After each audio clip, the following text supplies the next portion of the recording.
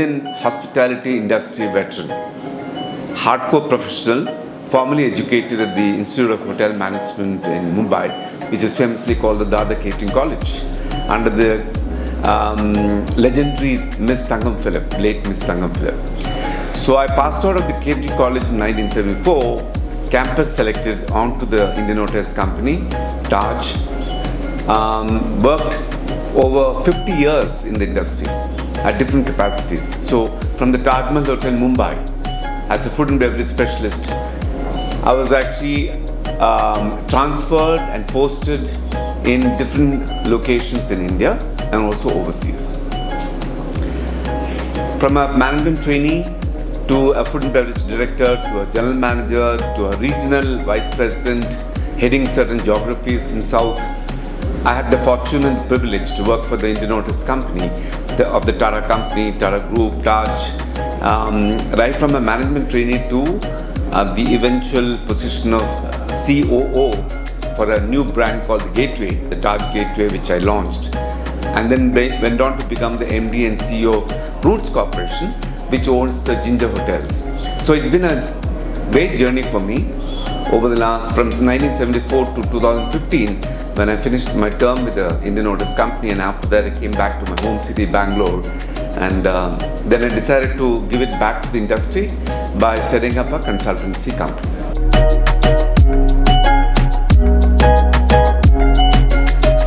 That's an interesting question, Julie. You see, India is about 75 years old, so it's a young nation, and we are the baby boomers. So if you look at it, I belong to a generation that chose to join the hotel management career and opted out to become a hotel management graduate. So therefore, in that sense, in the 70s, we were one of the earlier formally educated professionals. And at that point of time, I consider myself very privileged and lucky that the hospitality industry in India was at a very nascent stage. In a sense, I am actually part of the evolution of hotel industry in India. So we joined the industry literally to replace the rank-up hardcore professionals were hands-on in a hotel like the Taj Mahal Mumbai. So we had the benefit of a formal education in hotel management catering technology, and then we went into these hotels to actually transform these hotels into professionally managed and operated hotels. So that is how the whole journey started. And of course, alongside, you're an integral part of the evolution of your country. So in that sense, the hospitality, tourism, travel trade industry was growing, but never had that kind of priority status in this country. However, having joined the Indian Hotels Company, which is Taj Group and jewel of the Tata Crown, I had the chance to work in the world's best hotel, the Taj Mahal Mumbai, for over a period of 10-12 years before I was asked to relocate myself, move on. As the company expanded, I was transferred to Bangalore and many other geographies. So in the sense, it's been a very fulfilling year.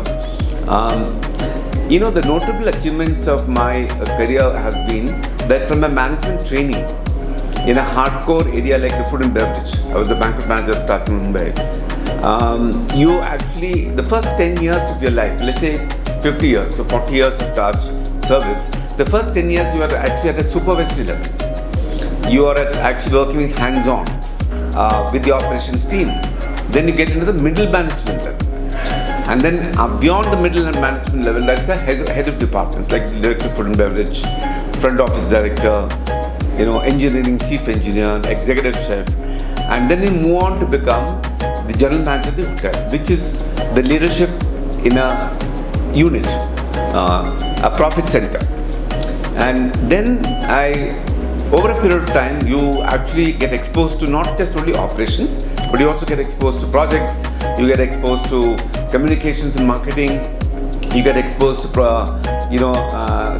law, financial, accountancy management, finance management, strategy, whole lot of things. And then you actually grow in the company to take on positions like regional leadership. So I had gone through that too in all over most of the states in South, Kerala, Karnataka, Tamil Nadu, and also in Sri Lanka before I actually got back to head office in Bombay.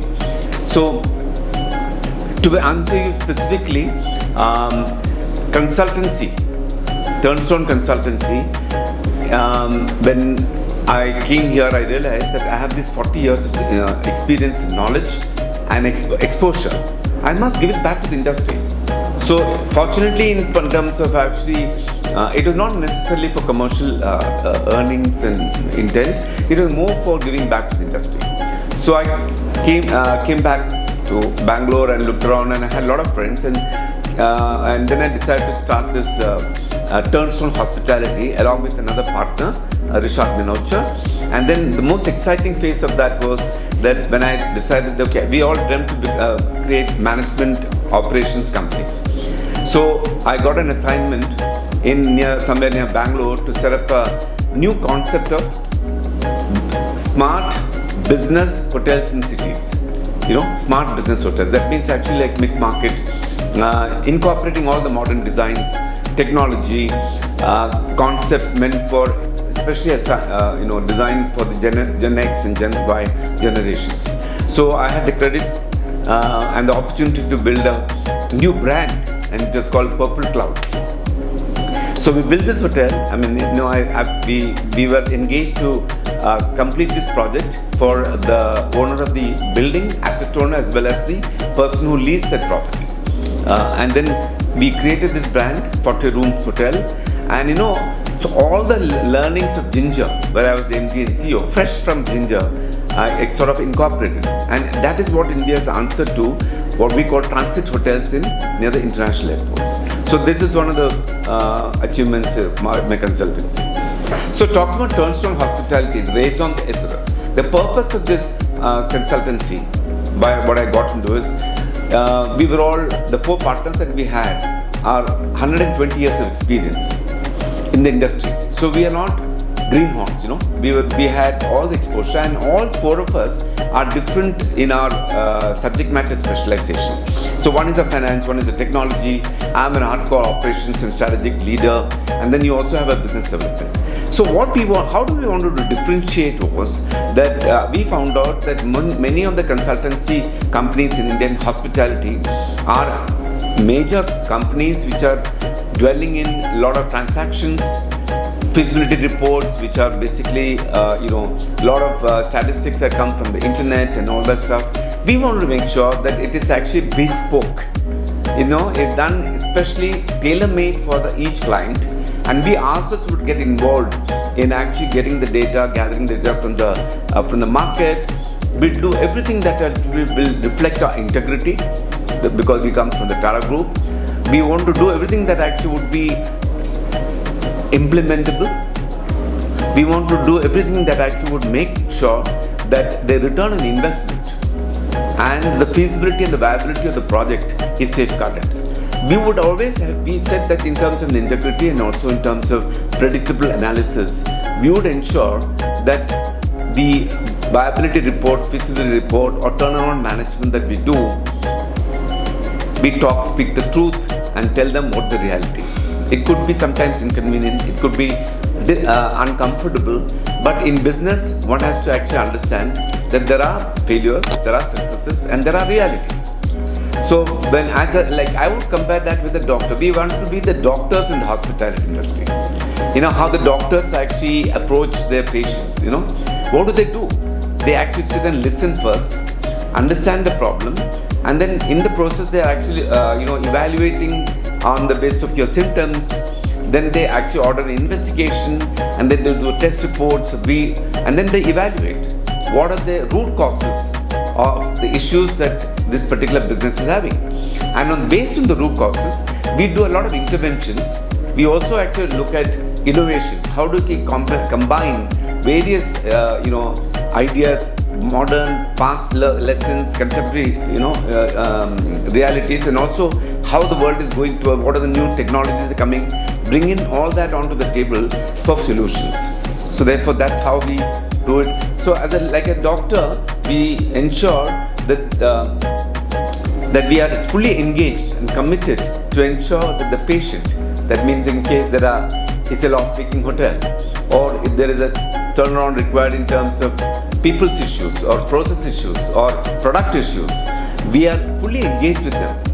We tell the client, listen, you can call us anytime, anywhere, and we are all, it's not a top-heavy organization. We are only 4 of us, and we are accessible anytime, and we are fully engaged with the owner, and he or she should feel free to ask us any questions, So that way, actually, we realize that there is a certain niche that's existing where there are a lot of family-run hotels, new investors who are eager to actually approach you because you are not intimidating them, you are not the big guys, and therefore also in terms of affordability, value for whatever you do, we are, we ensure that we deliver a lot more excess value, and that feeling of, it's been all worth it, and a lifelong engagement with the client. So these are the unique things differentiated about our consultancy, and I'm very happy that there is a certain reputation and equity that we built up on the basis of our own reputation, which we inherited working in the Tata.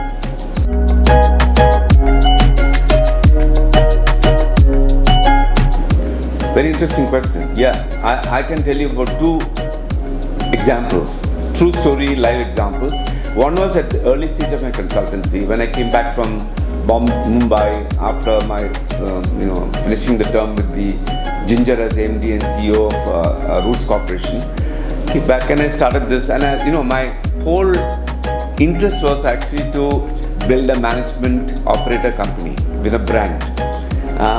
Because you see, in TAJ you also learn to be creative, innovative, and that's the norm over the last 10 decades of my career. The final 10 decades, the world was talking about innovation, creativity, imagination, reimagination, and design-centric hotels and all that stuff. So I said, okay, let me now have the freedom to do something like that. So my partner initially earlier was Rishad Minocha, who was equally creative, influential hospitality man from Bangalore. So between the 2 of us, we decided to go ahead and got this assignment, which was a warm shell, and convert that into a 40-room smart city hotel near the airport. So we could that was the whole thing about consultancy. You had the freedom to do, you're the boss, you had the freedom to experiment and design and think and create, even sometimes wild, on how this hotel should be. So we learned from my own learning and the idea of what India needs in terms of smart city business hotels in every city, 100 cities of India. I said, okay, let me experiment this hotel. So we went ahead and said, okay, first of all, whatever money cost, capital investment in terms of project cost that goes into this hotel, you have to recover that money, that investment within a period of 5 years. Number 1. Number 2, it should be tailor-made for a specific target audience, that is the airport users, that means all business executives. Even those, we discovered that there are a lot of passengers and potential guests who come the previous day and stay over because they are actually catching the international flights. So we had the target audience very clear. So therefore you can actually, you know whom you are going to serve, you know who your customer is. Third point is, we said, okay, we will be very limited to what this hotel is capable of doing on a consistent basis for a period of time. So we were not over ambitious. We said, okay, let it be like a typical European bed and breakfast hotel. So that was the 4th point. The 5th is, it has to be contemporary, minimalistic, and smart. Smart in terms, so we used heavy dependence on technology, heavy dependence on the concept of a ratio of 1:0.5 in terms of ratio, employees. Therefore, it has to, and also the policies and philosophies that constitute the guideline for the staff. So we were very clear, and we did not hesitate to say no. This is the concept, and this is what you can expect, and this is what we'll deliver 100%. So the positioning was very clear. The fourth point was also, relationship. How do we started actually marketing this hotel, talking about this hotel to a whole lot of media and international airport, touch points of airport representatives and airlines and all that, and then invited them to visit this, and also got and incorporated what we call user feedback. So what are the pain points? We actually incorporated those user feedback into the rooms, made sure that they're acoustic proof, because in the night they want to have a sound sleep. Early morning at 6 o'clock the breakfast must start. And what's the kind of breakfast? We talked about smart breakfast. So breakfast that actually would be ethnic, at the same time it also will have an international flavor. Then we decided that, the staff should be all seamless, so everybody can do every work.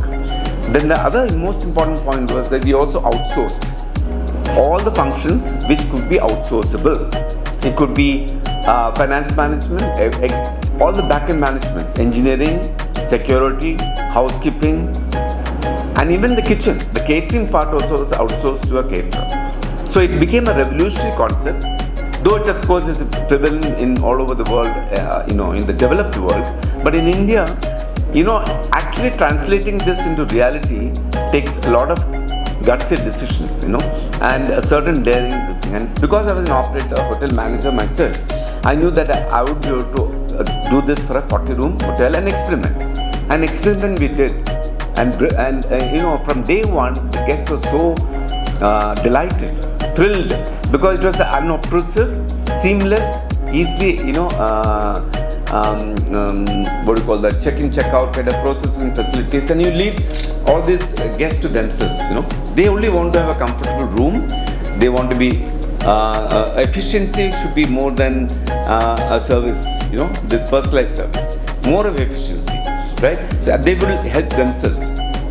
You see, the most two important points are check-in and check-out. Especially the check-out part, the billing processes, all that were done, sensitizing the hectic, time-poor nature of guests who come and stay with us. So it became a runaway success in about 2 months' time. Hit 70% occupancy, and the owners, all the stakeholders are happy. The owners are happy. We were paying back interest. We were paying back all the bills. The staff were happy, very excited, because they were just 0.5 meals, 40 meals to 18 to 20 people. They were all together as a team. They were learning all the skills, right? And the Purple Cloud name, became a very sexy, appealing name, unique name.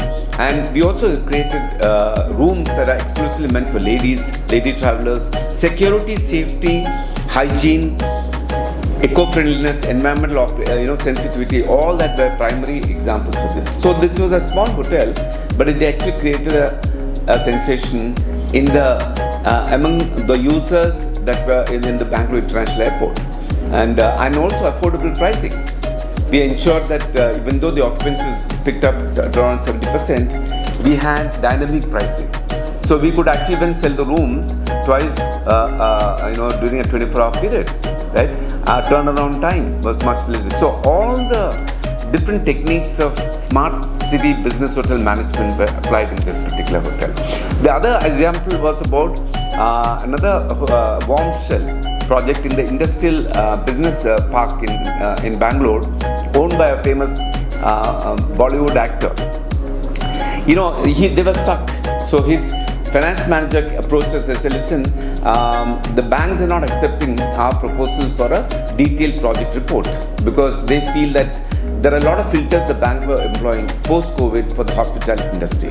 In fact, financial institutions are very reluctant to give loans and term loans and funding support to the hospitality industry, especially the hotels, because they are high risk, volatile, long gestation period, capital intensive businesses, right?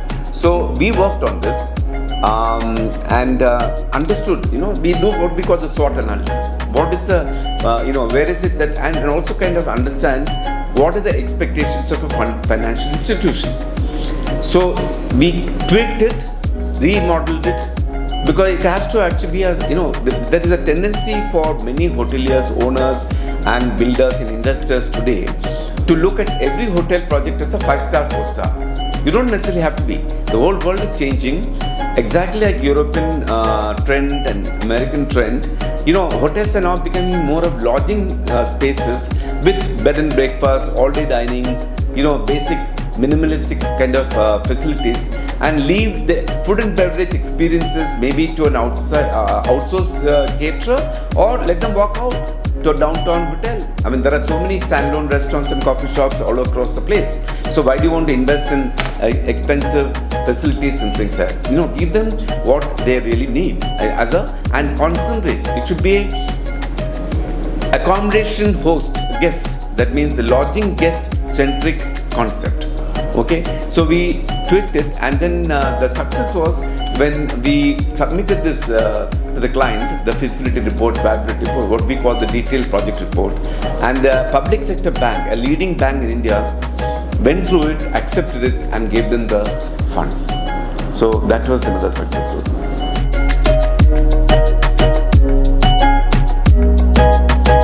Oh, that's another interesting story and question, Julie. Fundamentally, leadership in hospitality, let's say management, supervisory and leadership in hospitality is all about, applying techniques and style which are relevant and suitable to the role that you play. So in my case, early on, when I started off as a management trainee and I became a captain, a food and beverage captain, a food and beverage supervisor in the banquet department of the TAJ Mumbai, my sphere of influence and span of control, bandwidth, was limited to looking after big functions with a certain team. It is also all about coordinating with the kitchen and a whole lot of other departments, support service departments. So in that sense, I was actually playing the role of a supervisor. That means you are actually like a super eye. So what are the kind of leadership or management that one has to apply at that point of time would be basically a nice combination of knowing your staff. You have to first of all know their names. You should know their temperament. There has to be some chemistry and rapport with them. And most importantly, that's a skill level job. At that point of time, what do? They actually are serving. Their skill level staff, their ability to do restaurant counter service, banquet service, set up the room, do the buffet service, do the actual spirit service and all that stuff. So you are a fresher from the college and you've not had industry experience. However, you learn quickly and respect the skills and learn the skills.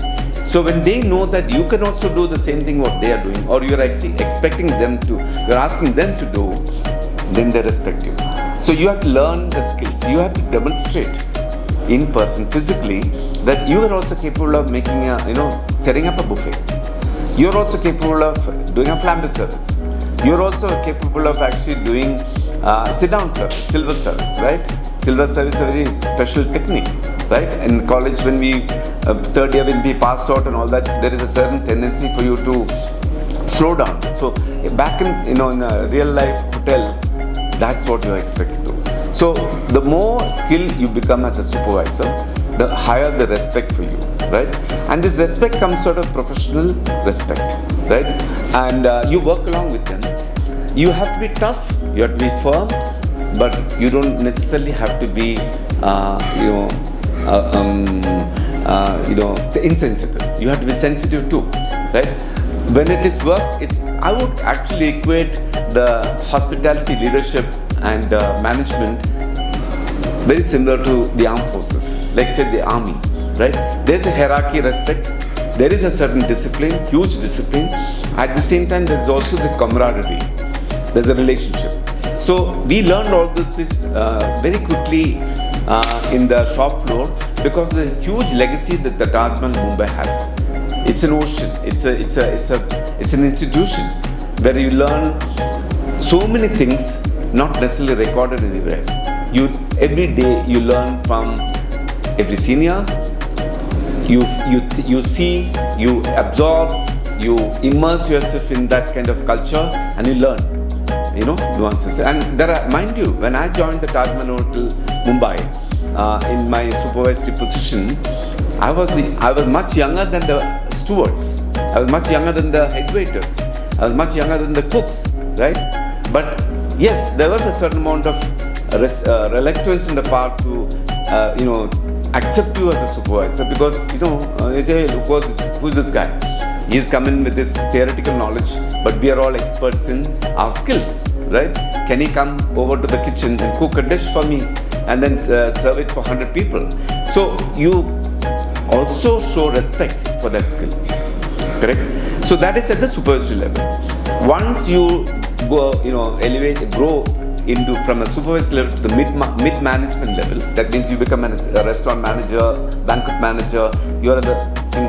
By then you have already built a reputation, there is a certain relationship. There are people respect you, you respect them. You also identify who are the star performers. You can easily make out a good competition winning team, like the cricket team. You also know, if you want to select some VVIP catering team to actually look after the dignitaries and all that, then you choose the best, right? And it has to have each one's strength is respected, identified, and you use them for those strengths. Yeah, and it's a 24/7 operation. So therefore, you need to have a large number of staff, and you also staff this. You also go by the principle of PK staffing, leaner. Sending them away. You're also dependent on, at those days, in 70s, we were dependent on daily wages, casual boys, so you become very empathetic, sympathetic also, because the level in which their background were from the underprivileged section. So you need to actually embrace and be sensitive to all of them, in the sense that they have come there to actually earn a livelihood as much as you have come. So it's all right for you to actually drive them hard, drive yourself hard, but please be very sensitive to the fact that they're learning. And in this industry, it's very alien to them. Look, from the background they have come from villages and rural areas, and sometimes even some of them were even staying in the slums of Bombay, right? They have not seen a fork and knife, they have not seen a table, they have not seen a hotel with chandeliers and all that. So from where they come from to when they step into the TAJ from the back, from the time office and come up, they have to be like the famous Walt Disney movie, In Search of Excellence. We transform ourselves to become great associates and staff members of a great hotel. So that happens every day. This whole mindset, this whole change, this whole embracing of the world within itself. So, and in the process, what happens is, like a ship, we tend to bond with each other. There is a certain amount of attachment, relationship, friendship that comes. At the same time, there's a hierarchy, respect. So this happens at the mid-management level. Mind you, at that time, you are also now in charge of other graduates and other banquet trainees who have been like you. So now today you are the senior person as assistant manager or banquet manager. You have to ensure that the language and the conversation that you have with them is very different from how you probably have with the slightly junior people. So you need to be sensitive and also selectively sometimes address each level of staff. So you actually in the process, you make mistakes. Mistakes are made in terms of and causing conflicts, irritation, disagreements. All that happens in a team. In every team there's always those kind of dynamism that happens. But in the process, what happens is you learn to evolve. You actually introspect and understand, okay, where did I go wrong? It's not rather than talking about where did others go wrong, right? So you learn the whole art of management. And the art of management is all about empowering staff, all about making them willingly work not for yourself, for the organization and for themselves. So, you by demonstrating that you yourself are so passionate, you love your work, and this is what I want to do in my life. So you become an example, you role model, and then they understand, listen, if he's hard on himself, so why shouldn't we also? And then in the process, if I am being recognized by the company and I'm successful, I'm getting my promotions, then that's the best example for them. Okay, so and that's what Tata is all about. It's about meritocracy. It's about whoever performs becomes the A category boys, the champion boys, the superstars, right? So there is a lot of recognition merit. There's a lot of recognition of basic needs of a human being. Respect for dignity of labor, respect for work-life balance, all that things. At the same time, the 70s provided a lot of this thing about hotel job. Is this a dignified job? We're serving somebody. But in the hotel, in Taj, Bombay, we were serving the who's who of India. So in that sense, it was a great privilege to see, the giant leaders like late Mr. J.R.D. Tata, Mr. Dhirubhai Ambani, and whole lot of them, political leaders, Honorable Prime Minister, and so in the process, what happens is you also actually get rubbed on with the people who have actually been successful. So you are talking to them. When you talk to them, you understand. Oh my God, this is the style. This is how I have to talk. This is the way I have to know my subject. So there's a huge amount of benefit that you get being a member of a great hotel. So then you come to the then you get successful, and you move on to become the senior management. Senior management means F&B director, general manager. So that's a very different ballgame. At that level, you are now actually established yourself as a leader in your own right, and then the company is watching you, the management is watching whether this particular manager, does he have a future? Does he have the potential to become even a corporate leader? Right? So this is actually a test for you to see how temperamentally you are suitable, how physically you have the capability and the tenacity and the verve and the zest to take on tough jobs. Each time you go up, it's very tough. It's not easy at all. Everybody think, oh my God, he got a promotion and now he got high salary and he got so many benefits, perks. He can go to the restaurant with the Taj and dine out, and he doesn't have to wear the black and pinstripe trousers. He can wear his own suit. That comes at a price. And the price is not more about physical comforts. It's also benefits. It's also about the mental maturity, and also the fact that the higher you go, the more you have to respect individuals and people. And that's where we tend to go wrong. Managers, leaders, all of us tend to go wrong because under pressure of work and with this whole eagerness to please all the customers, guests and everything, you tend to actually become hard on your people, or you tend to actually raise the expectations beyond their capabilities, right? And you tend to make mistakes. I have made mistakes in my own life when I was a banquet manager, food and beverage manager, expecting and driving the team to excel and go beyond their capabilities and make sure that tell every single guest who comes to the Taj that, sir, you're always right, but then that's way we were trained in those days. But the human side in me, which was taught by my parents, which I learned from my roots, kept me in steady this thing of saying, okay, I may be pretty hard, firm, assertive in the shop floor, but there was also a relationship that I built up offline. So we were actually pretty hard on ourselves in the operations. We played the game hard, we partied hard. So I was also participating with them, take them out for a nice dinner, Christmas, New Year, Diwali time. We used to have our own parties in the night, going from midnight to early mornings. So this is how you actually build your relationship, which is everlasting. It could go beyond the workplace relationship. It could be lifetime. And I went through all that learning. When I became a general manager, then what do? You are now the leader of the number one, first in line among all your equals, heads of departments. Some of them would have been senior to you. So there are, and then see, in any organization in life, everything is not taught to you. You learn a lot. And when you learn, in the process, you make mistakes. What brings you, what gives you the best lessons? Failure. Whenever you fail, whenever you go wrong, whenever people actually are criticizing you, whenever the whole world is looking at you and saying, oh my God, this man is been so harsh, or this man is pretty tough and he's done this, he doesn't know this particular aspect, then you take it positively and see, okay, it's an opportunity for you to learn. And that's what Tata teaches, the TAJ environment teaches, that listen, it's alright for you to make a mistake, it's alright for you to fail, it's alright for you to fall down, but get up and run again, right? So that's what been my life of getting from, it was a big change for me to go from mid-management to senior management, that is heads of department. I was the food and beverage manager of the TAJ Mumbai, along with a legend, my senior Ms. Shireen Bhaktiwala and Bilas Palanitka.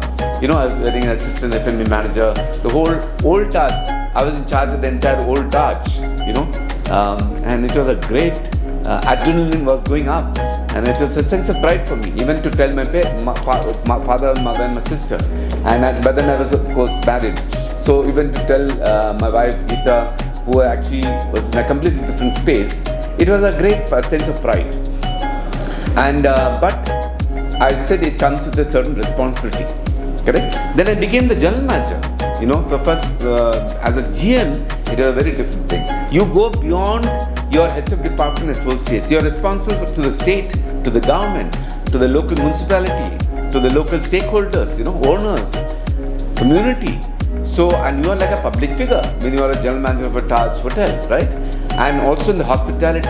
And there is also this tag that, okay, these guys are all luxury, business. They have their nose up in the air, those kind of things. So you need to be public image is very extremely important, for a general manager. You need to be communicative. He has to be polite and humble and humorous, and also be sensitive. The image building ability has to be there in you, in ensure, because you are not just only good for you're pretty good in your subject. You're very core competent areas. You are the master. However, it goes beyond that. Then, after becoming a general manager, I was recognized and I said, okay, now it's all over. You have to move on and take charge of hotels which are under projects in a particular region. So I was actually posted from here to a very exciting, very tough region called my own home state, right? And I was in fact made the COO or CEO of the joint venture between TAJ and the government there, the state government there, correct? And I was also aided director and general manager of the famous hotel called the TAJ Malabar. It was a huge step for me, transformation, complete, getting into another orbit, right? Initially I was very nervous. I must say that I said, okay, this is not just about managing a hotel, it's managing a whole state. And so you learn a lot. Then in the process, of course, they also send you to leadership development programs, management development programs. The Tatas and the TAJ really have great nurturing, nourishing, enriching programs that actually make literally sort of help you to transform your personality, develop yourself and groom yourself, and you grow within the organization to become real leaders of people, leaders of businesses, leaders of responsible leaders and with accountability. So by then I am also representing the Tata Group. I am representing the TAJ Indian Hotels Company, which is all centuries old brands, legacies. So you have to be extremely aware, off and on duty. You are 24/7 a Tata man, a TAJ Group person. So whatever you speak, how you behave, what you do, how you dress, everything is important. So these are the things which you learn at the regional leadership level, corporate leadership. Then I had the good fortune after 30 years or after 20 years to get onto the boards of associate companies of Indian Hotels. That's a very different level. You are getting into now a rarefied space, where you are actually with the board of directors, and you have to learn about the company, the finances, legal thing, the legal affairs, and also company law, and also present to the entire board the performances, business results, balance sheet, and address the concerns of the directors in terms of they are the owning company, right? Concerns in terms of not just the present performance, but the future performance. So you have to do a lot about how this hotel, how this region is going to perform, survive, grow, and how you are going to take it, how are you developing your strategic plan, right? How are you implementing the plan, how you are actually taking care of it from an overall perspective to ensure that there is a perpetuity and permanency in the sustainability in the business, even long after you are gone. So I must acknowledge with gratitude the kind of learning that I had from the industry colleagues, the Tata Group, the Indian Motors Company, my own associates. I learn even from a gardener and from a kitchen stewarding person because that's where the shoe pinches. And he tells you about, and honestly, the perspective, from his perspective, whether it's making a difference. My leadership of the hotel or the region, is it actually causing, benefit him in terms of his value, right? And is the mission and vision of both the person who's in the garden to, as a CEO of a particular region or a senior vice president, does it align? Does it attune? That's very important. The whole philosophy, communication, cascading communication, bottom-up communication, making sure that you're in touch with every single staff member of the company. Reach out to them when they are not well. Reach out to their families, getting to know them personally. All that actually becomes a very exciting part of a hotelier's life.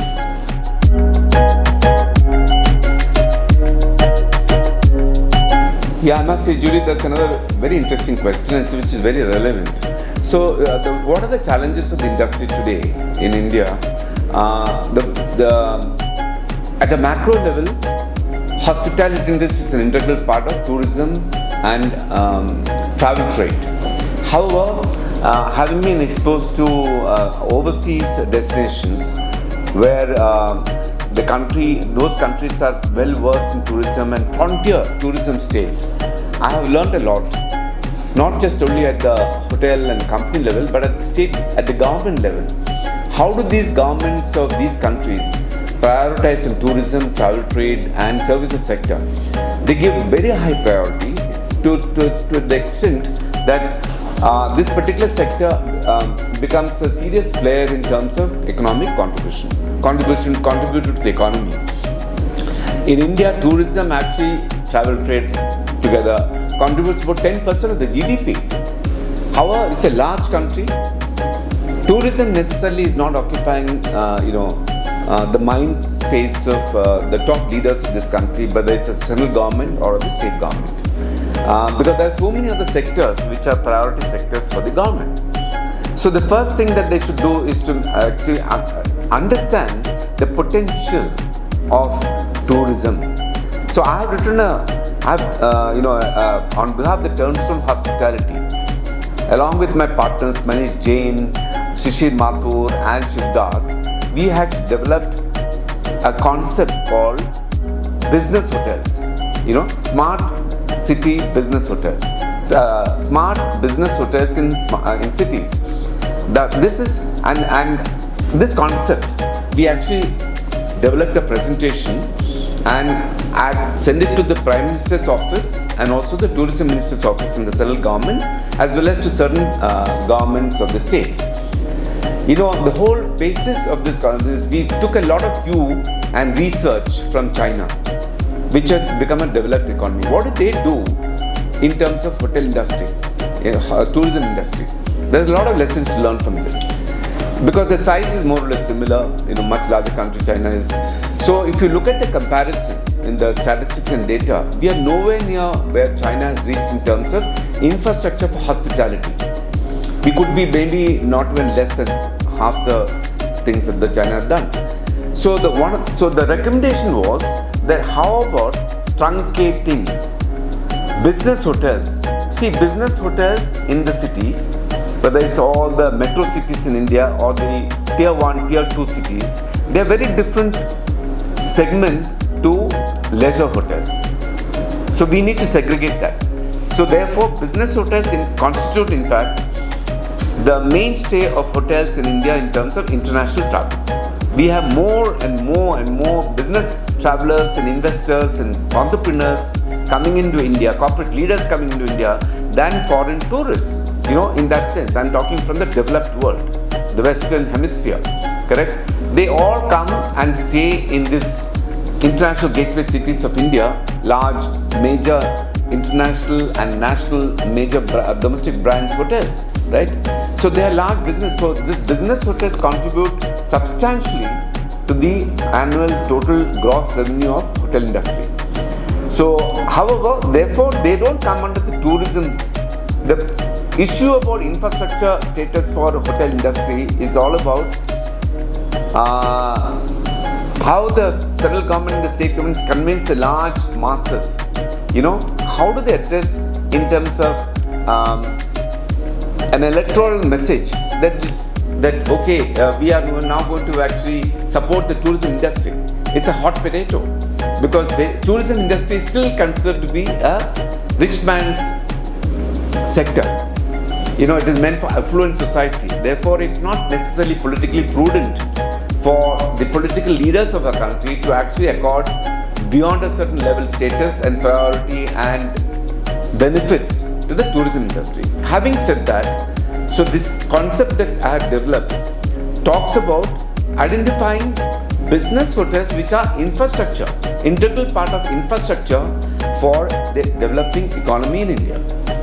Segregate them, truncate them, move them out of the tourism ministry and merge them with the infrastructure ministry.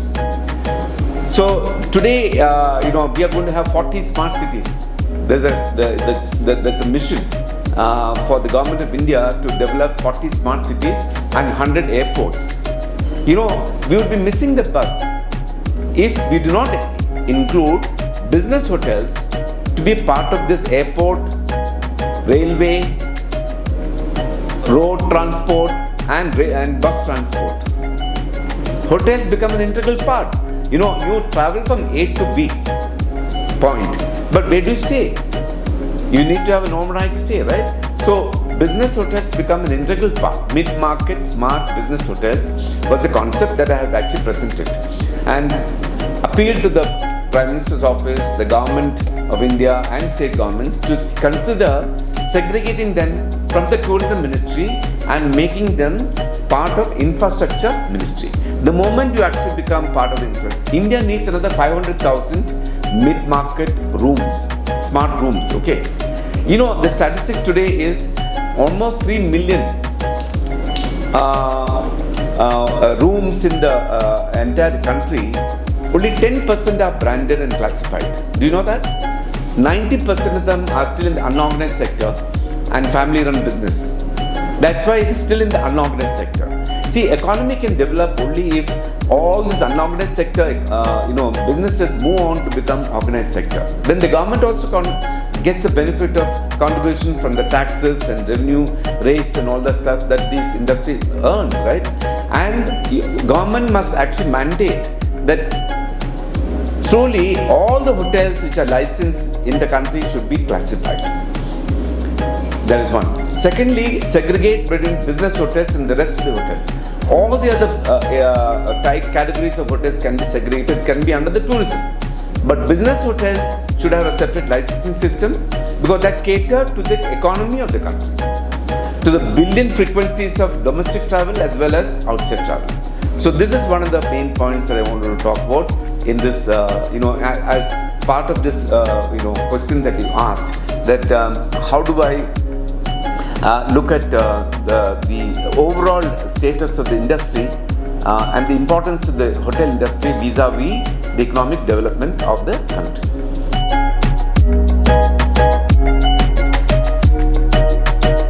I can, with all modesty and humility, identify myself as a hotelier from the 70s, 80s, 90s of the previous century to the new millennium, as someone who started the career in the luxury, pure luxury. I was in the TAJ Hotel in Mumbai as a full-fledged banquet manager, food and beverage manager, only knowing about luxury operation. And then I graduated from the luxury business on to coming and being a part of the opening team of the TAJ MG Road in Bangalore, which was at that time considered to be a premium hotel. So I went on to moved on from luxury to premium. And today, of course, TAJ MG Road is a luxury hotel. So again, it's more or less luxury. And then from there I went on to Switzerland and got completely retrained, exposed to the mid-market concept, what we call the upscale and upscale hotels, and then was associated with launching the new gateway brand for the Indian Hotels Company under Miss Camellia Punjabi. And this was a revolutionary concept. We brought in fresh from Switzerland.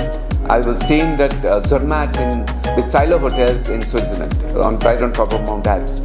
So that was a very different concept. So I have to actually completely rechange myself, reincarnation in that sense, and completely change my whole approach, outlook, mindset to looking at so many different aspects, particularly from a cost perspective. From a capex cost, from an investment cost, and to the operating cost, and also the whole concept and positioning. And also working with limited staff, and and also working with hotels that would be more limited in scope in terms of F&B outlets, facilities, and positioning and rate, and whole lot of dynamics that go into upscale hotels, which was a very different game. And all this happened because post-liberalization, India exposed to the whole global standards, and a lot of industries from outside, a lot of international companies and multinationals came into India, and they were looking, and slowly the market actually defined different segments. So we took note of the fact that India's hotel sector is now being segregated into luxury market, premium segment, mid-market segment, and economy segment. So both in the market segment as well as, so therefore they require products. It's not just only the market. So therefore the market demands differentiated products, right? Like the automobile industry, you have luxury cars and budget cars and smart cars and all that stuff. So similarly it happened in the hotel industry. So I had to reassign myself mentally, physically, in my whole grooming outlook and everything, and also the approach towards, as I mentioned to you, smart operation. So that's where I got into the approach. Then I realized that India is all about upscale, economy, and budget hotels. Because this is a country that actually is very price sensitive. It's a large country with nearly a very strong middle class who are very price sensitive. However, there was a scale. There was a huge volume that can be operated. Then I realized that Gateway Hotel brand could probably be one of the trailblazers in the upper market upscale. And so it was when we launched the Gateway Bangalore, which we are right now sitting on. Now it's a Vivanta, a proud member of the Indian Hotels Company.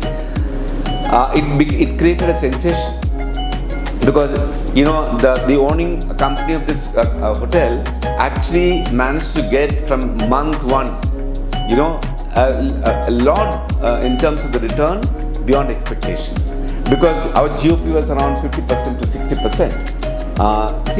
Then you learned a lot about mid-market concept, and I actually embraced that concept.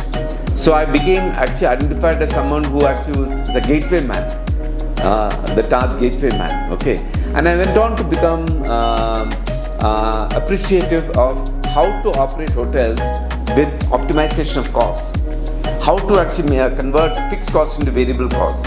How do we actually look at seizing all the opportunities in terms of revenue streams? How do we actually look at making sure, don't look a hotel at a compartmentalized manner, look at it seamlessly and make sure that all the human resources in the hotel are fully utilized for every aspects of the service. So utilization of human beings, utilization of resources became a big theme, big emphasis in mid-market and upside. And when I was being successful in this, and I went to different geographies. Of course, I went back to luxury in Taj Samudra, Taj Coromandel, Taj West End, apart from being Kerala, Taj Malabar, again back to luxury. Then I went back to a head office in Indian Hotels Company in Mumbai, and became the COO, Chief Operating Officer of the Gateway Hotels, which was launched by, under my charge in 2009. And then it became a runaway success. 40 hotels we created under the Gateway brand. So, and I realized the power of the brand resting in the mother brand, the parent brand called the Tatas. The trust and the legendary image of the Tata Group helped the new brands like the Gateway, Ginger, Vivanta, all to be so far embraced by the Indian, clients as well as the foreign clients. And finally, of course, I was destined to also head the youngest of the brand, the smarter of the brand, the mid-market economy hotel called the Ginger. So in that sense, it has been a great journey. And today I can appreciate and learn and talk about what is luxury, what is premium, what is upscale, what is mid-market, and what is economy, and what is family independent hotels. So I was very fortunate to have opted out to go through the entire journey. Initially, a lot of my colleagues would say, "Listen, Mohan, you are in luxury now. You're going backwards. You're going from the top to the bottom." There is no such thing. Basically, it's all different independent brands. They all should be viewed not vertically but horizontally. They're all equal. They have every single brand and every single segment and position and product has a certain place and role in the Indian travel trade.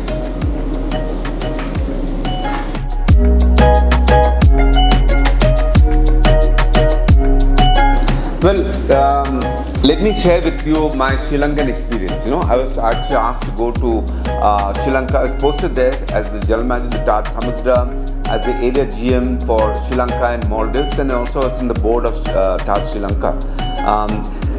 The cultural nuances that one has to embrace when you are actually posted overseas as an Indian expat, it's huge.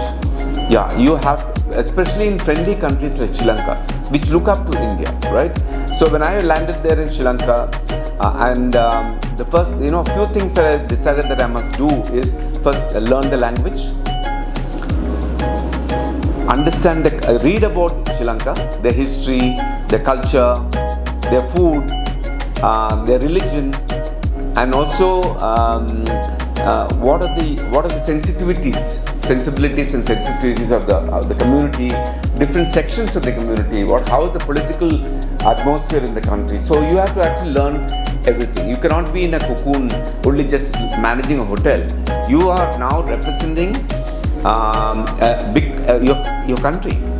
You're not just representing your group, you're representing your country. And you're a public figure as the general manager of a large luxury hotel like the TAJ Samudra, which is an iconic hotel in Sri Lanka, and tourism being a mainstay in Sri Lanka. So it's a large business, right? So you are very well known, you're recognized, and everything that you do, speak, act, and the company that you keep, all that is actually either reported in the press or this thing. So you are visible. Therefore, you have to understand that you have to immerse yourself. There's an immersion process. You have to immerse with the society, with the community, because your staff, 90% of the staff at the TAJ Samudra or TAJ hotels are local Sri Lankans, right? So, even though we are more or less the same Asian community, there is a certain sensitivity, there is a certain culture immersion that you have to go through. I used to go down to the dining room to have food with them. Right from day one, I went and visited every single department of the hotel, and I tried to appreciate and learn few words in Sinhalese, Tamil, and English. Of course, they speak English very well. So, language is a powerful medium of communication. Then I used to actually embrace and read about Buddhism, and I used to go to those monasteries and appreciate and engage with the priests and understand how it impacts the society there. Then about the food. So you see, in many ways, at the same time you also create your identify. You retain your identity as an Indian. You also give the best of India to the local, forums and trade organizations and social gatherings in the evenings. Everywhere you talk positive. You be very careful and be complimentary about what's happening there. Take care to ensure that you don't get into the local politics. You don't make comments about what is happening in the country. You also try and see how you can be facilitating, helpful, and create a legacy, right? So I was extremely friendly with the media there. So they embraced me. And I could communicate. So therefore, they really covered me of my journey from day one to my 4 years in Sri Lanka. And I'm associated with the successful turnaround of the Taj Samudra. When I had gone there, it was actually ranking at 5 to 6 level. And then by the time I finished my assignment in 2001, it actually almost matched up to the Hilton. And I was very happy, honored to be a member of the Prime Minister's Council there in tourism. And not only that, right from Mr. Ratan Tata to late Mr. Krishna Kumar, they were extremely happy with what me and my team did in actually literally saving the Taj Samudra from the various challenges, financial, business challenges that beautiful hotel went through, and which was such a big burden for the Indian Hotels Company. So in that sense, I was in the process. I learned a lot. I became a new person because I realized, listen, from the edge of the cliff, where if I had slipped, I would have fallen off the thing, and my career would have been a different one. But I took it with determination. I learned what it takes to turn around. So I became a turnaround specialist. That's where I became a turnaround specialist. I was not conscious about it, but I did everything to ensure that every single nuances, every single department, are impacted. I also had the chance to be very close to all the cricketing teams, because the Asian Cup was being held there. It was all in Taj Samudra. So all the 7 countries, cricketing playing nations were staying in my hotel. So I had the chance to, be friendly with and associate and build friendship with Sachin Tendulkar, Saurav Ganguly, Kumble, whole lot of them, everybody. And also with celebrities like the legendary Amitabh Bachchan. When he came to Taj Samudra, I had the chance to go to the gym with him, so is the way the political leaders, and the SARC was held there. So all the 7 heads of state and government were staying in Taj Samudra during the time when I was the general manager. So what more could you ask for in life from the Taj?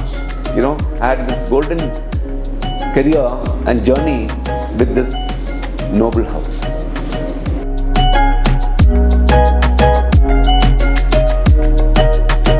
So let me make it very short. I am a food and beverage specialist. I am a foodie, and I have been associated opening about 25 restaurants for the Taj Group, and the most famous of them being the Karavli, the southwestern coastal cuisine here in this iconic restaurant located in this very same hotel where we are in the interview.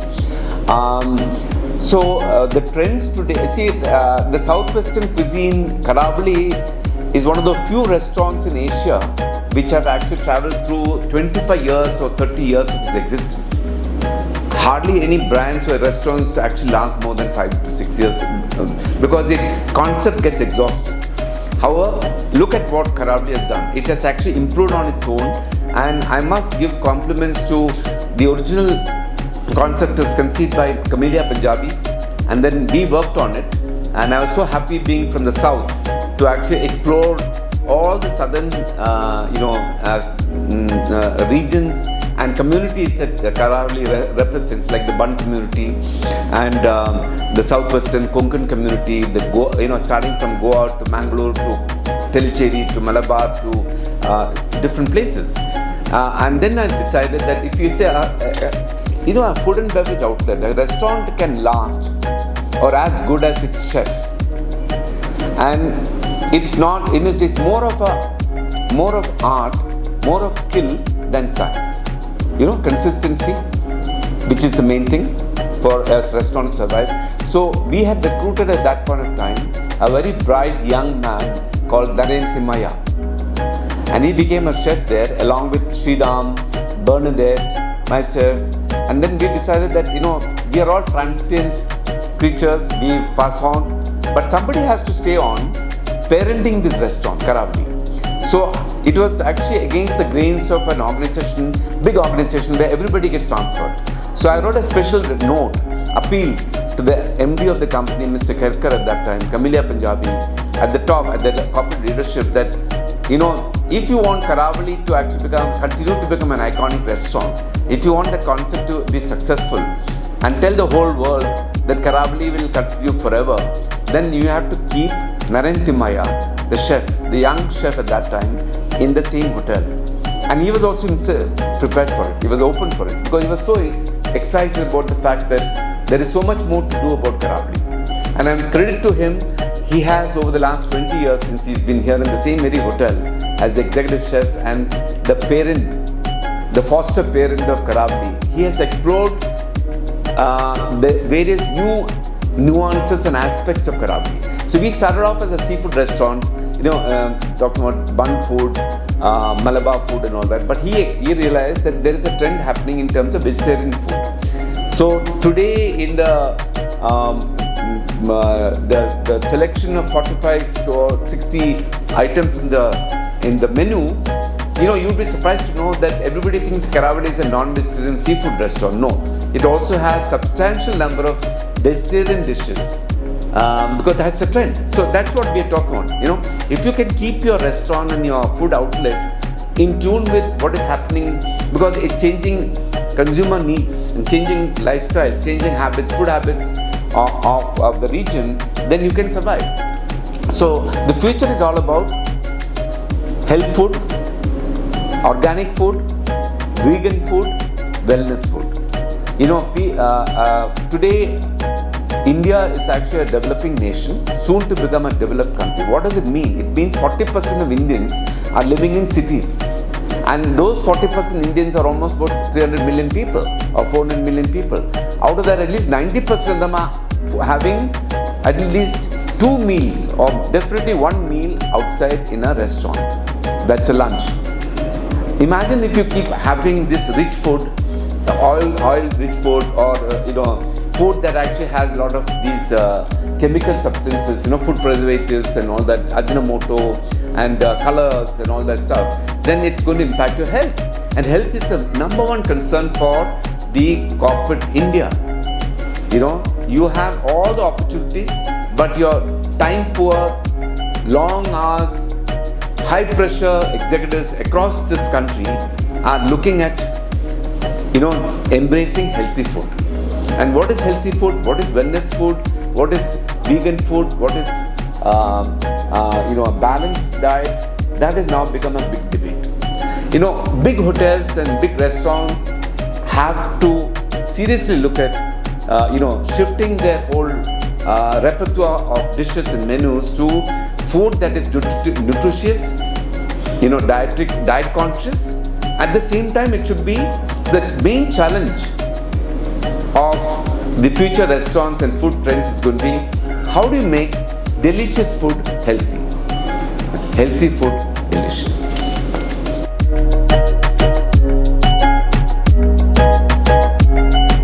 Well, this came in as a God-given opportunity. I was not expecting it.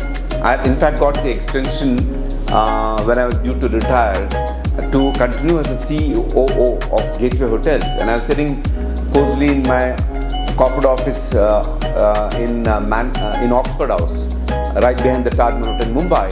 One afternoon, when I got this call from the chairman himself, the chairman of the group, Mr. Ratan Tata, and the vice chairman of Indian Hotels Company, late Mr. R K Krishna Kumar.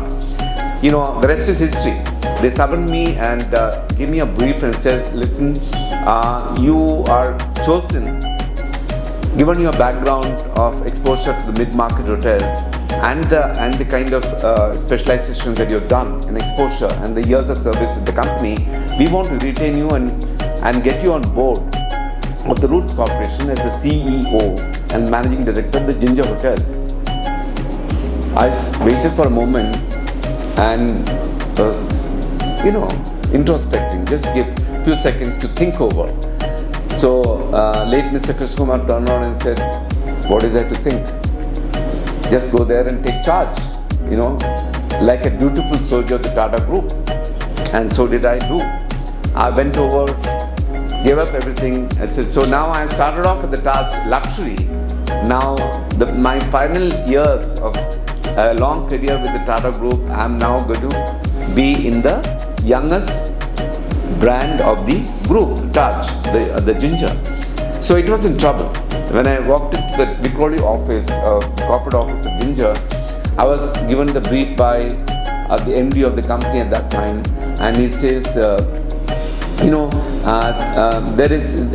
Ginger was actually at a stage 11 years of operation with a certain investment, substantial investment by Tata Capital, and accumulated losses of certain level.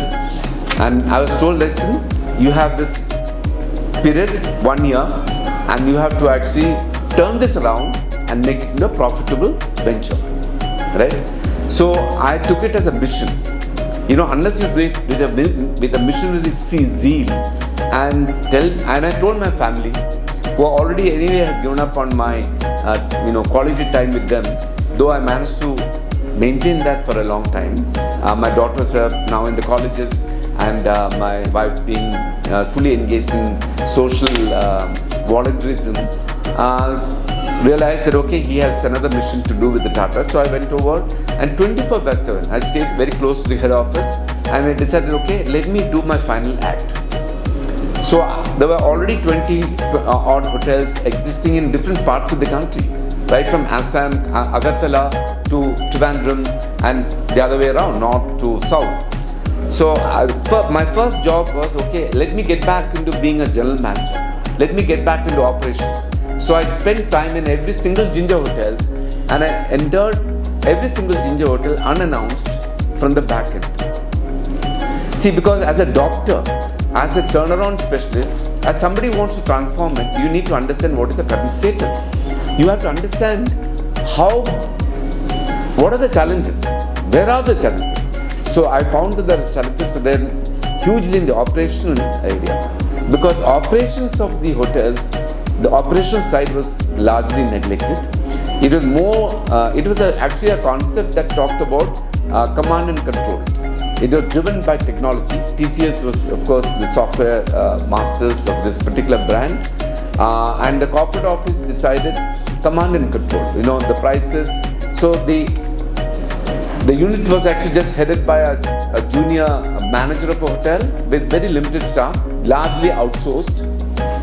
So there were huge challenges in every single hotel.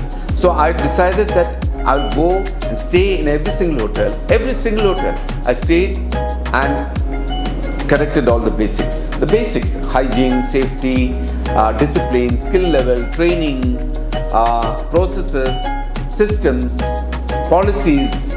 And then what I did? Much to the irritation and discomfort of my leadership team sitting in Ginger. Today some of them are my partners in the consultancy. But at that point of time, I was doing a lot of troubleshooting. I disturbed the whole status quo among the leadership of the Ginger company, and I called up every single one of them, whether it's a financial manager, the head of finance, the CFO, or the business development manager, or the marketing manager, or the operations head who was sitting in Vikoli, who was an on-time colleague of mine, and addressed all the challenges that this poor unit manager was facing. So I spoke on behalf of them with a speakerphone from the Ginger Hotel, and listen, what are you doing about all this? It's all right for us to sit in an ivory tower at the Ginger headquarters and expect this unit manager to produce magic. It will not happen unless he's wholly supported, because it's a command and control system, right? And understand the nuances of its operation of a Ginger hotel. See, Ginger, whatever one did, the Tata Group, many of them identified Ginger still with the TAJ. So the expectations are very high. And also it is a concept that was too early in its time and avatar for India. Because everybody expected the baggage to be carried to the room. Everyone, all the guests expected a room service.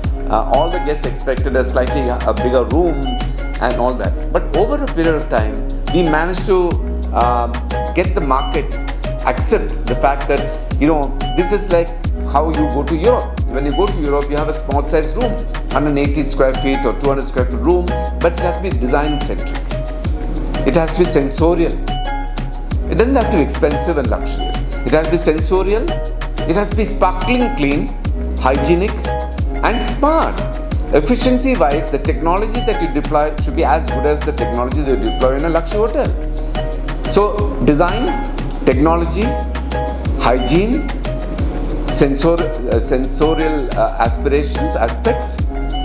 So, it's like actually flying a small aircraft, correct? So, you cannot actually detach yourself or remove those expectations of the guests. These are all entry-level management trainees and executives in any organization who come and stay in these hotels. Their per diems are limited. It could be in the range of 2,000 rupees or 1,500 rupees a day. However, their aspirations are different. And they come from middle-class families. And when they come and stay in a Ginger hotel, they expect it to be of a certain caliber or certain standards because it's a Tata venture. So I brought about all those transformations and I attacked every single outsourced caterer who was running the ADR, the breakfast room. It was a bed and breakfast thing. I completely changed the entire thing, concept about food and beverage within the limitations of my role as a MD and CEO. Though the board at that point of time, ventured out on this brand only because of the group chairman, Mr. Ratan Tata's, dream of creating a brand of hotels that are affordable, like Nano. So, however, the many of them were from the Taj, so their whole approach was very different. This was an isolated brand. I did a lot of campaign within the company to ensure that Ginger is also accepted along with the brand architecture of the Indian Hotels company, the Taj, the Vivanta, the Gateway. However, at that point of time, it was very different philosophy and policy.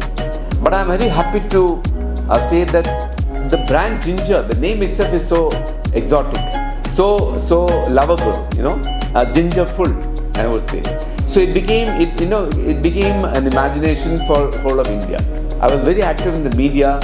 I dreamt of building, opening up 100 hotels. At that time it was only 25 to 30. But my time was limited. I was, given this tenure of 1 or 2 years as MD and CEO. But I'm very happy to tell you that from a lost case, Ginger actually became a power to reckon with. It actually represented the new India. It actually represented the aspirations of a economy mid-size brand. And I'm so happy to know that the current leadership in the Indian Hotels company has embraced Ginger, has found Ginger to be the future of India in terms of smart hotels across the 100 cities that are coming up.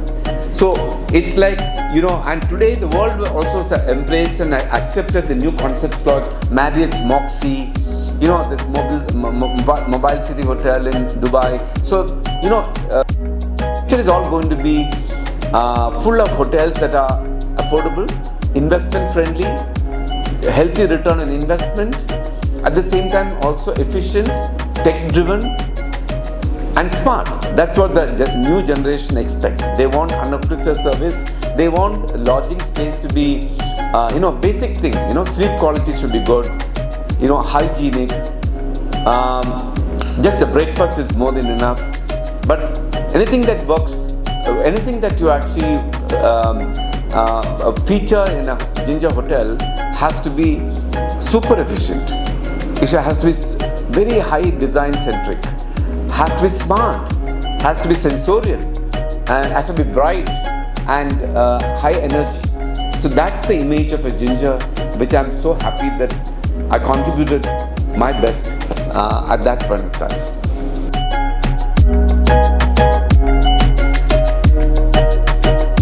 Well, it was my good fortune, in a sense, that I had the chance to participate in many community building activities, social responsibilities within the Tata Group and TAJ. So, well, I think I also had this access to learning about reaching, volunteerism, outreach, and all that, even from my wife, Geeta, who is a lifetime social activist, and she has her own NGOs. So, with different decades of my service with the TAJ and Tata Group, wherever I was posted, I also made it a point to actually reach out to the communities and sensitize our staff and team to do a lot beyond the workplace and adopt campaigns like cleaning, transformation, orphanage, going and spending a day with them, reaching out with food and different supplies and whatever they needed in hospitals. So in a sense, actually, I was an integral part of the Tata Relief Committee for some time. And then this tsunami happened all of a sudden, as all of us know. And then the Tata Group, right up from the chairman's office, identified me as the go-to man. And suddenly, in the midst of my preparations for the Christmas and New Year celebrations for the Taj Coromandel, here comes a call from my vice chairman, Mr. Krishna Kumar, when I was in the car. He just called me up and said, "Where are you and what are you doing? There's an emergency. The Tatas are getting involved through the Tata Relief Committee to reach out to the Nagapattinam, the worst affected district in Tamil Nadu. So get yourself into a different mode. Cancel all the celebrations and functions of the Taj Coromandel, mobilize the entire staff and set up an office and start preparing and planning for a short-term relief measures as much as a long-term planning." So immediately within an hour, we set up a Taj Relief Committee office in the Taj Coromandel, and by then lots of communication, calls, all that is happening, because at the power of the Tata Group, right from the chairman's office, the entire Tata Group actually mobilized themselves. Remarkable. I mean, it was such a amazing experience for me to realize the power of the Tata Group, that they want to come to the help of the nation, to help the community in times of crisis like this. So within by evening, from 2 o'clock, I got this message, and by 6, the entire Tata machinery reached out to my office and said, each one of them was flying down voluntary groups to the Taj Coromandel, because we were now getting ready about nearly 100 trucks of relief material, both in terms of edible food, raw materials, as well as relief material for the affected entire district community, along with so many other organizations that actually headed for Nagapattinam. So here was, within hours, I was actually into this relief committee gear and heading the long convoy of trucks that were carrying relief in terms of food, raw materials, and also whole lot of things, whatever possible items and aspects that we can take care of. And with 25,000 executives, associates were mobilized from the entire Tata Group, and they were all coming down to Chennai or directly to Nagapattinam in by different transport modes. Many of them actually came by train and buses and flights and all that. So I was so much an integral part of that whole Tata Relief Committee. It was an opportunity for me to go to the epicenter of tsunami. Imagine, Nagapattinam was the worst affected. When I went there, when I reached Nagapattinam early in the morning, somewhere around 3 o'clock, 4 o'clock, It was a ghost town. I could not believe the sight, you know. There were these huge fishing boats, mechanized fishing boats. Can you imagine? They were all tossed up, and they were right in the, in the hinterland, land, near the municipal offices and houses. They were just tossed up. The kind of devastation that was created by this surging tsunami water was just unbelievable. It was a sea of destruction.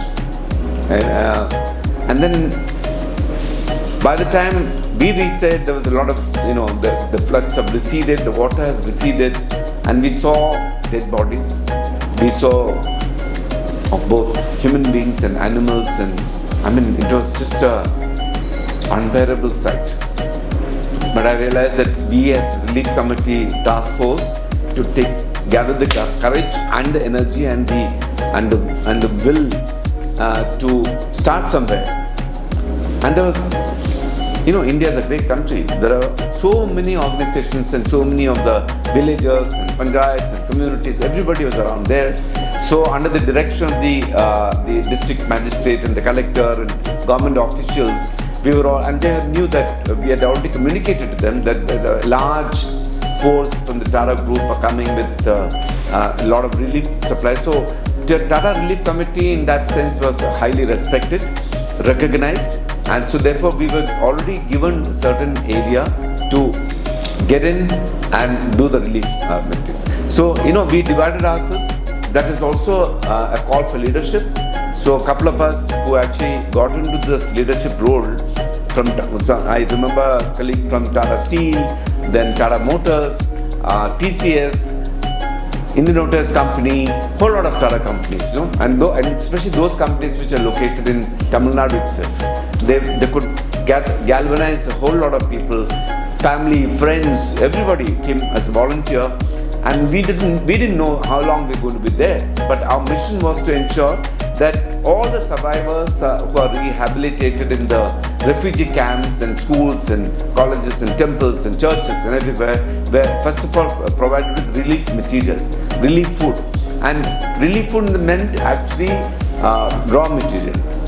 It could be rice and dal and sugar and oil and all that thing that is required for them to help to cook them. We created community kitchens, ensured that they were fed, and the children and the senior citizens were taken care of. A lot of emergency hospitals were set up. It was a sea of people, able-bodied people who are actually now looking after the people who are affected. It was something of a lifetime experience for me. So the short-term relief was actually to keep searching for villages, and because it was devastation. These trucks were fanning out to so many different villages, but the dignity of the people was such that nobody there came running after the truck or grabbed anything. They were all so dignified, even in an hour of crisis, when in such devastation, these poor people, fishermen, especially belonging to the fishing community, a lot of them, and the laborers and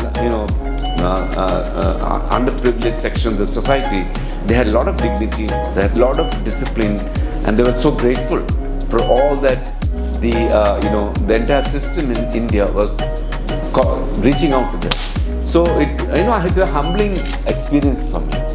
And I decided, okay, this is another opportunity for me to reach out to my country, my people, and see what best I could do.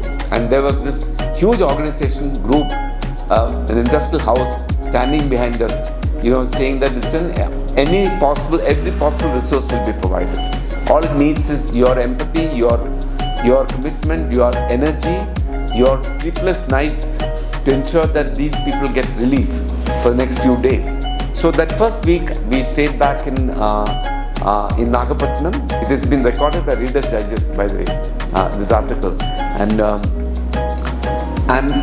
almost for 2-3 hours we slept. That's it, in relief camps, in small places where the government also set up, gave us some spaces to rest and settle down. But early morning 3 o'clock to about 9 o'clock, 10 o'clock in the night, we were in many camps, and then go back to this our centers and sit till 2 o'clock to planning for what to be done the next day. Because there are so many requirements, not only just about food and shelter, it's also about medical supplies. It is also about logistics. It's also about missing people. You know, we had to help the government to do a census of how many people, and then also about, the last rites of many people. We went to the church, we went to the temples, we went to community centers, we went to fishing associations to help them identify. And these are all not easy times. You know, these are deaths, people or family members, and, livelihood earners. So, my whole life changed.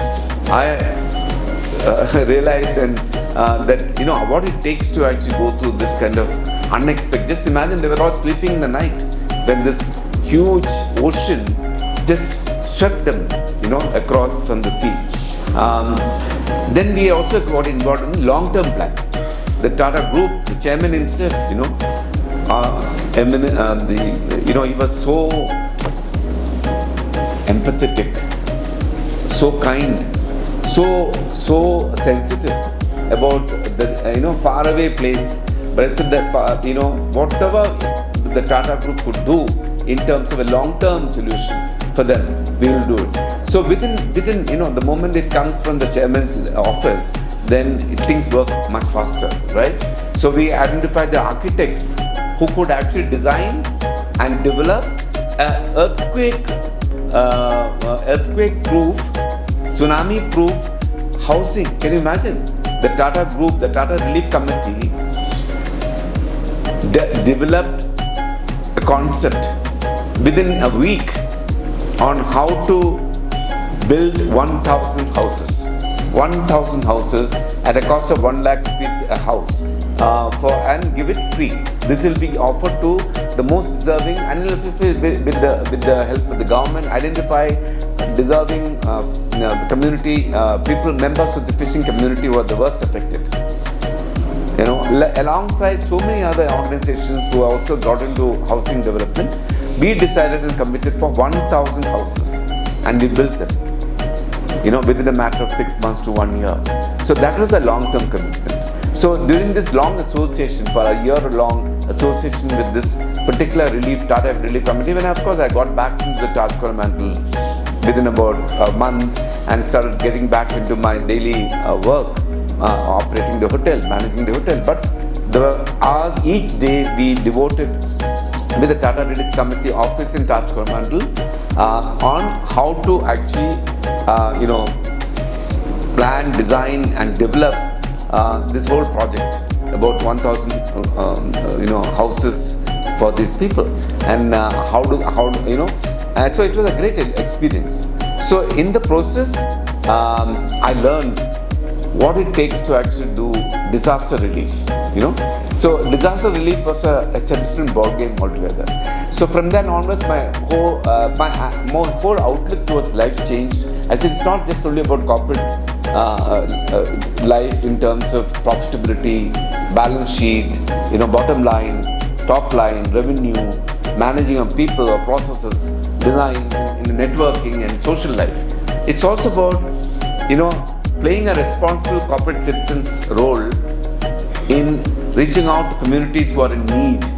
So, from then onwards, I became a lot more sensitized myself to initiating a lot of different other, corporate social responsibility initiatives. Like in Taj Coromandel, immediately after that, a year later, just after this whole sensitization of the tsunami, we created a initiative, a program for self-help groups among women. It became a very big movement in Chennai, where self-help group women, for example, we were buying a substantial quantity of seafood for all the 5-6 Taj hotels in Chennai. Of course, later on I ensured that the entire industry in Chennai, goes along with what we did in Taj initially. Identify the self-help groups and cut the middlemen and reached out to them directly. So they were the fishing folk. So they brought in the fish and they got it directly supplied to our hotels. So they actually benefited by the price that we are paying, which obviously included those margins that were enjoyed by the middlemen. So similarly, we extended the same thing under the great late Swaminathan. We went and met him, and he talked about how about extending the same thing for agriculture produce. So we actually extended the same thing for agriculture, vegetables and eggs and milk and all that stuff. So this is another important role that I played. Apart from this, I also set up teams from various departments of the hotel, not just Taj Coromandel, but also from Taj Connemara, Fisherman's Cove, whole lot of whatever hotels were there in Tamil Nadu. We created a task force to reach out to helping in education, primary schools.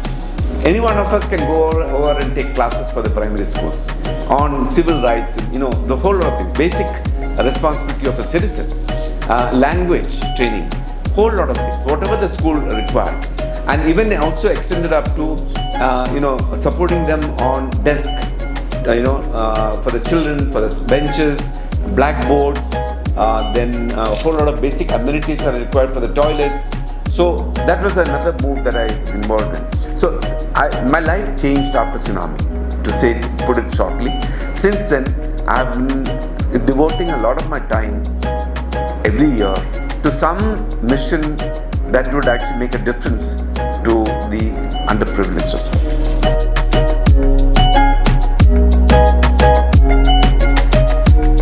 Well, it's going to be in my own country, India. I love wildlife, and my favorite animal is obviously the Indian tiger. I'm fascinated by that majestic creature of God. So my most favorite destination is Pench Tiger Park. So, I've even recommended that for another great friend of mine from the cricketing world, the legendary Anil Kumble, who's a wildlife photographer. So he wanted to go to Pench, and I organized everything for him because we have a Taj Wildlife Sanctuary there, resort there. So I remember going a couple of times to Pench and enjoying the beauty of this majestic animal in the wild. So it's a beautiful place. Similarly, anywhere where there's a wildlife safari, I'm game. So I've also been to South Africa and beyond. It's a famous company that actually promotes wildlife safari. It's so beautiful to go early in the morning at 5 o'clock on a safari jeep, open air, and maybe sharing with another family and the children, and then enjoying the beauty of nature and enjoying the creatures of the nature. I have seen the lion pride and how this lion is actually, a real hunt. So many things. And I'm very fascinated by the fact that nature teaches you a lot of things every time you go back to nature. And these animals, we have to learn a lot from these animals in terms of conservation. They never kill another animal, they feed unless they're hungry. Once they're fed, like a tiger feeds on a big deer or samba once a week.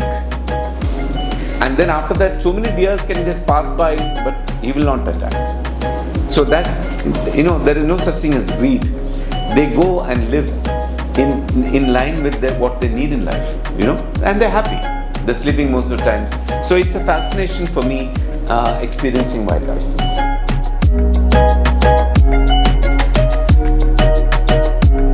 Well, if I'm reborn, I'll still go back to the industry. Obviously, the choice of my brand will be Taj again. See, once you're a hotelier, you're a hotelier for life. So my advice to the young generation of Indians and to the world is that whatever you do, choose what you want to do in life.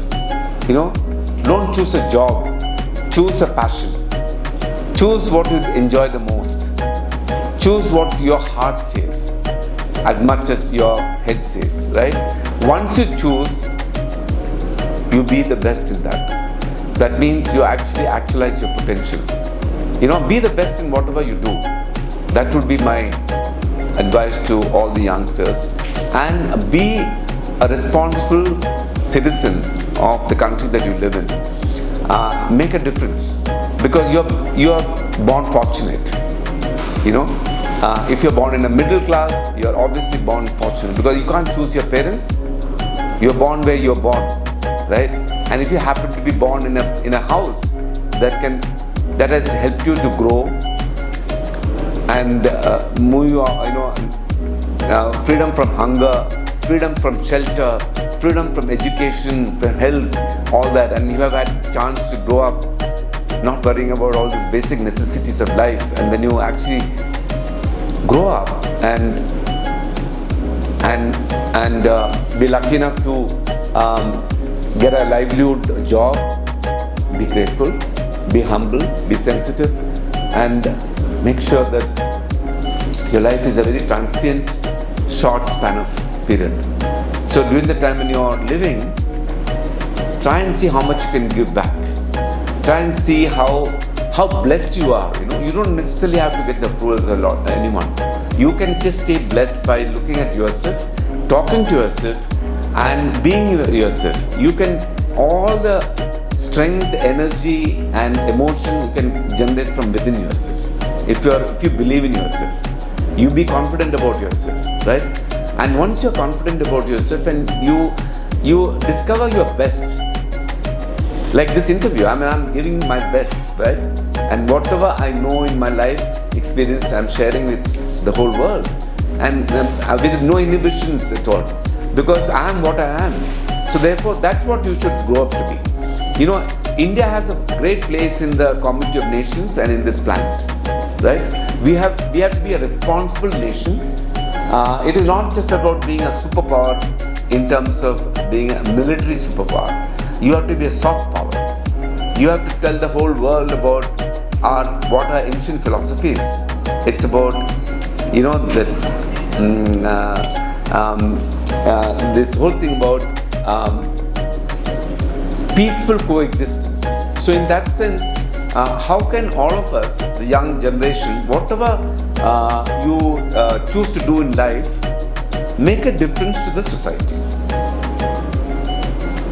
and be known, and when your children should be proud of you. They are the ones who are actually going to listen about your legacy, listen about whatever you did. So every time you are a young person or an old person, middle age, think about those 2-3 individuals who actually would live beyond you, and when they hear, okay, your dad or mom, they're wonderful, they're amazing people. That's what you should aim for.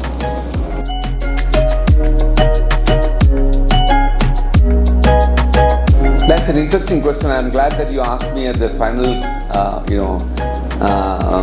phase of this interview. Our dream on TURNSTONE Hospitality reflects on its own name.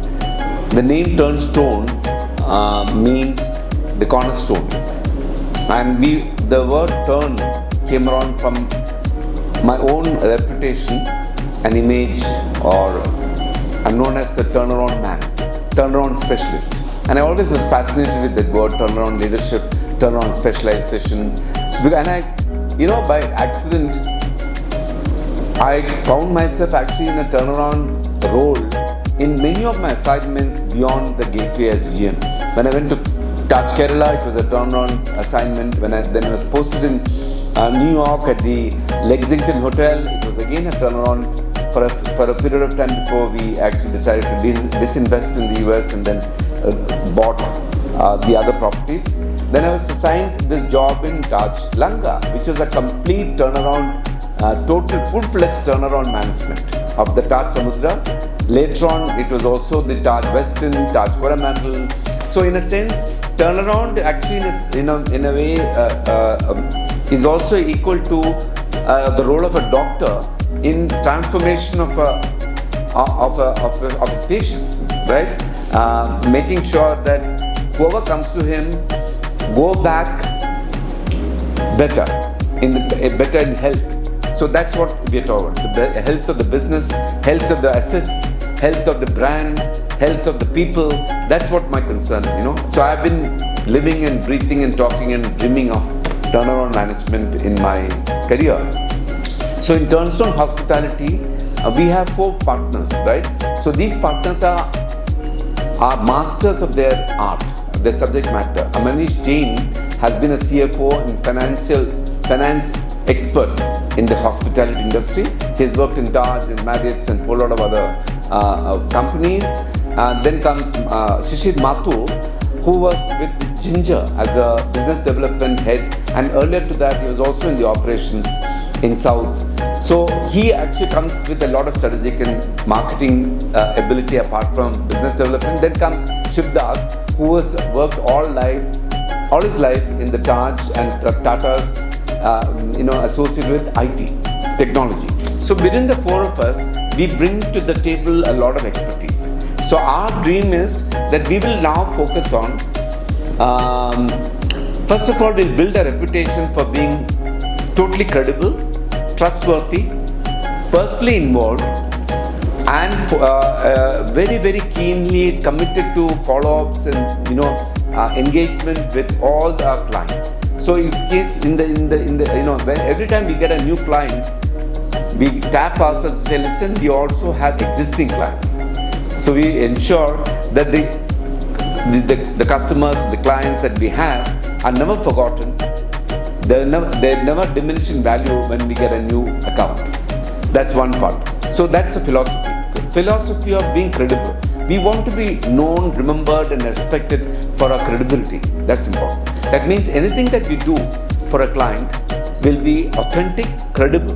Whether it's numbers, whether it's concept, whether it's about the insights, whether it's about consulting, advice, prediction that we do. Even the predictions, I keep pushing my partners to say that, listen, I'm very fascinated with a word called predictive analysis, which is now become a buzzword across the whole corporate world in India, in the world. So how do we predict that this particular project actually will become successful, that within the first few years you'll get your return on investment, it should be cash positive. So I'm very hard on myself and also with my partners. So are they. So but we respect each other in terms of our creativity. We are equal partners in this whole thing.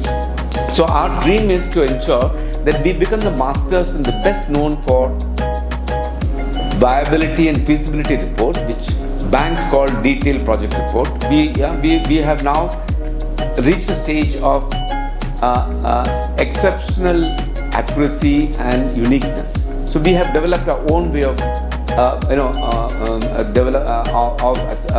successfully finishing within 4 weeks feasibility reports and viability reports, and most of our feasibility and viability reports have been extremely bespoke, tailor-made for the clients. So they were very happy with us, and we engage ourselves very closely. Then turnaround management of hotels.